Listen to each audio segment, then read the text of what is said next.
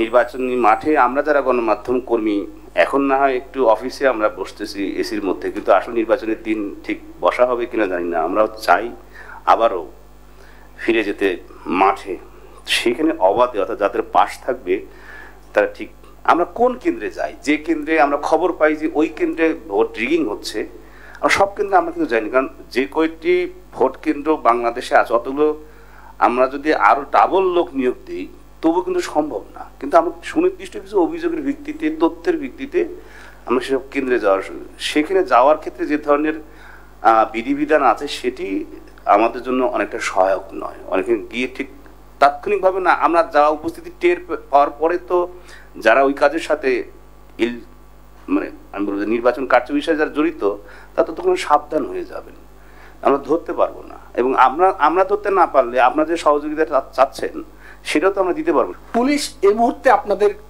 কিছু না, কিন্তু তখন পুলিশেরও কর্তা আপনারা, বা স্থানীয় জনপ্রশাসন যে তাদেরও কর্তা আপনারা, বাট তারা দিন শেষে আবার ফিরে যাবে হচ্ছে জনপ্রশাসনের কাছে, পুলিশ এর কাছে। তারা আসলে এটাকে এক ধরনের, মানে শব্দটা আমি ওভাবে ব্যবহার করতে চাই না, মানে আছে না আমরা ভাড়া খেতে দেওয়ার মতো একটা ব্যাপার হিসেবে এদেরটা গেলেই আমি বাঁচি, মানে এটা আমার ডিউটি না। এখন ওই যে জিনিসটার মধ্যে তাদেরকে আনা যে না তুমি আমার, তোমার সব দায় দায়িত্ব, মানে এরা এক ধরনের, আমরা স্বীকার করি না করি ভয়ে থাকে যে এখন যদি আমি স্ট্রিক্টলি বিএনপির লোকটাকে বাধা দেই, এখন যদি আমি স্ট্রিক্টলি আওয়ামী লীগের লোকটাকে বাধা দেই, এখন যদি আমি জামাতের লোকটাকে স্ট্রিক্টলি বাধা দেই, পরে যদি সে কোনো কারণে পাওয়ারে আসে সে তখন আমাকে নিয়ে ডিস্টার্ব করবে। সো এই তার মধ্যে তৈরি করা যে তুমি এর জন্য হেনস্থার শিকার হবা না, আমি তোমাকে এই গ্যারান্টি দিচ্ছি, আমি ইসি হিসেবে বা কমিশন দায়িত্ব নিয়ে এই কথাটা বলছে, বা এটা আমরা করাতে পারবো, এটা আসলে করানোর বিষয়, এটা আসলে ইজি না। আপনারা আয়োজক, একটা টুর্নামেন্টের আয়োজক থাকে, আইসিসি টুর্নামেন্টের আয়োজন করে, মাঠে খেলে কিন্তু খেলোয়াড়রা কিন্তু ফাউল করবেই, আমরা ওগুলি নিয়ে অনেক কথা বলি। ফিফা ফুটবলের আয়োজন করে, লাল কার্ড কোথায় দিবে, হলুদ কার্ড কোথায় দিবে, কোনটাকে সাধারণ ফাউল হিসেবে কাউন্ট করবে, নানা নিয়ম নীতি আছে, সেটা রেফারি জানেন। সব রেফারি আবার সেম ভাবে অ্যাপ্লাইও করেন না, এটাও ঠিক, কারণ উনি দেখেন যে খেলার সৌন্দর্য হচ্ছে মোটা দাগের কথা। এখন কার সাথে কার, এটা ভোটকে আমরা যুদ্ধ বলি, ভোটকে আমরা উৎসব বলি, কার সাথে কার কতটা যুদ্ধ হবে, কতটা উৎসব হবে, সেইটা তাদের উপরে নির্ভর করে, তাদেরটা তাদের অংশে ছেড়ে দেন। একদিনে ভোট হবে এবং অনেক কেন্দ্র, আমরা কিন্তু সব জায়গায় যাব না, এবং আমাদের টার্গেটই থাকে যে কোথায় কোন ঘটনা ঘটলো ওইটা তুলে ধরা। সেই ক্ষেত্রে আপনারা যদি আমাদের কুইক এবং সঠিক ইনফরমেশন যদি কেন্দ্র থেকে দেন, এখন যোগাযোগের মাধ্যম তো খুবই স্পিডি, এবং আপনারা হয়তো সিসি ক্যামেরায় পর্যবেক্ষণ করবেন, তো আপনারা যত দ্রুত আমাদের ইনফরমেশন দিতে পারবেন তত দ্রুত আমরা মেইন স্ট্রিমে এটা দিতে পারবো, তত দ্রুত প্রোপাগান্ডা ঠেকানো সম্ভব হবে। কারণ কোনো ইনফরমেশন মেইন স্ট্রিমের মিডিয়া যত ডিলে করবে, সামাজিক যোগাযোগ মাধ্যম বা মানে কিছু, আমি আন্ডারমাইন করতে চাই না, তারপরও কিছু অনলাইন আছে, অনলাইন পোর্টাল আছে যাদের কাজই থাকে, বা ইউটিউব চ্যানেল আছে তাদের কাজই থাকে ভিউ বাড়ানো এবং ওই গুগল থেকে টাকা কামানো, এরকম একটা, তারা আসলে কন্টেন্টের দিক বা অবজেক্টিভিটি দেখে না।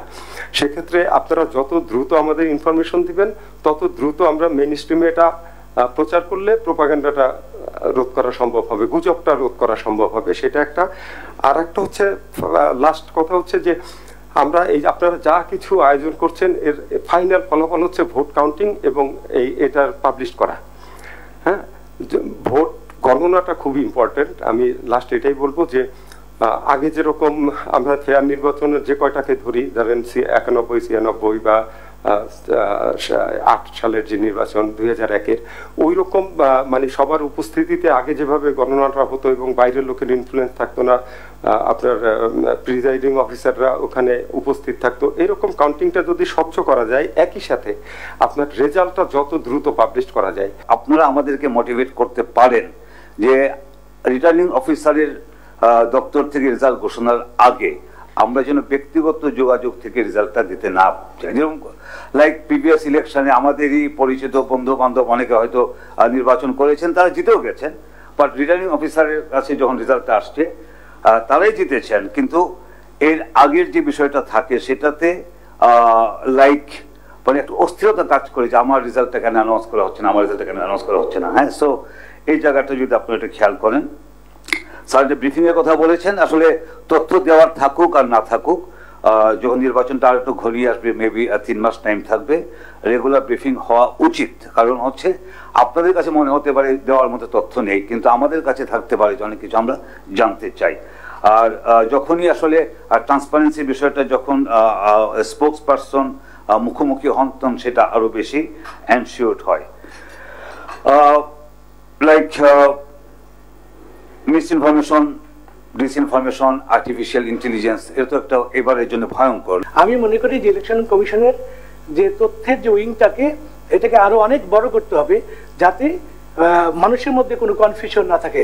যদি কোনো তথ্য নিয়ে যদি বিলম্বিত হয়, তাহলে কিন্তু গুজব আপনার সরাতে পারে। যে এখন যে দেশে জীবিত ব্যক্তিকে আমরা মেরে ফেলতে পারি দ্রুত, সেখানে কিন্তু ইলেকশনের রেজাল্টের ক্ষেত্রে অনেক কিছুই ঘটতে পারে।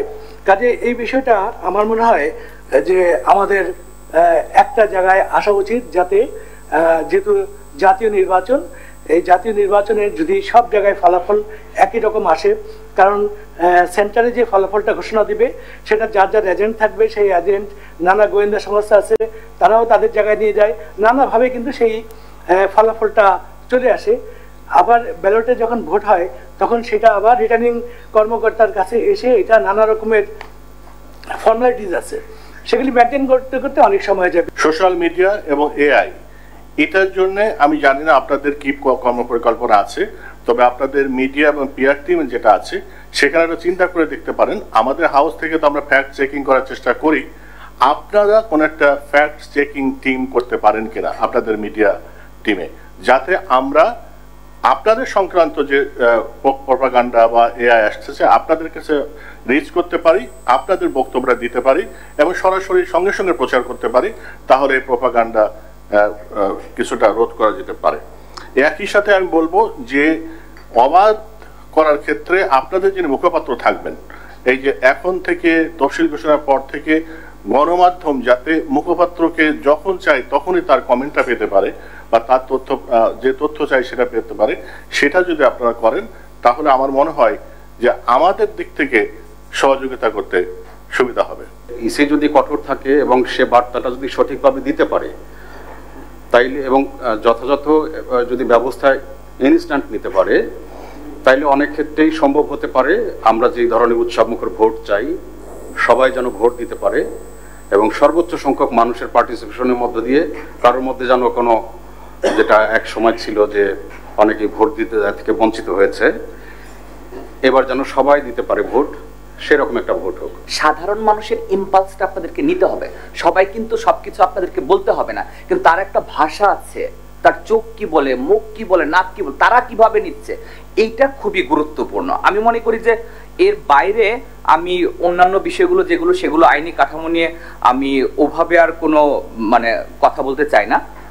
একটা কথা বলি যে আমাদের স্বাধীনতাটা যদি আপনারা নিশ্চিত করেন, আমি স্বাধীনতা বলতে আমি অবারিত স্বাধীনতা চাচ্ছি না, আমি যা খুশি তা চাচ্ছি না, সুষ্ঠু নির্বাচনের সহায়ক হবে, আপনাদেরকে আমরা হেল্প করতে পারবো, কিংবা আপনারা, আমরা, জনগণ, ভোটার, প্রার্থী মিলে আমরা লক্ষ্য পূরণের সহায়ক হবে, এমন একটা এনভায়রনমেন্ট যে তৈরি করে দেন, তাহলে আমার মনে হয় যে মূলধারার গণমাধ্যম ভালোভাবে কাজ করতে পারবে। আপনাদের নির্দেশ মোতাবেক আমি কাজ করব। আমি স্যার একটি বিষয় বলতে চাই, নির্বাচনের দিন সোশ্যাল মিডিয়া বিষয়গুলি খুব নজরদারিতে রাখতে হবে স্যার, কারণ আমার মনে হয় স্যার, আমার আশঙ্কা স্যার, সেদিন অনেক ধরনের ফেক ভিডিও এবং ফেক নিউজ সোশ্যাল মিডিয়ায় ছড়াবে। এইগুলো আপনারা মনিটরিং করে দ্রুত আমাদেরকে মেসেজ পাঠাবেন, যাতে আমরা কাউন্টার করতে পারি।